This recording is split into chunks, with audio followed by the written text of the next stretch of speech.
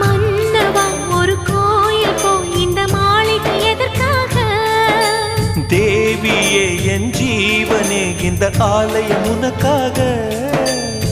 வானில் ஒரு புயல் மழை வந்தால் அழகே என்னை எங்கனம் காப்பாய். கண்ணே உன்னை என் கண்ணில் வைத்து இமைகள் எனும் கதவுகள் அடைப்பேன். சத்தியமாகுமா? நான் சத்தியம் செய்யவா? தொடு தொடுவெனவே வானவில் என்னை தூரத்தில் அழைக்கின்ற நேரம். Uva,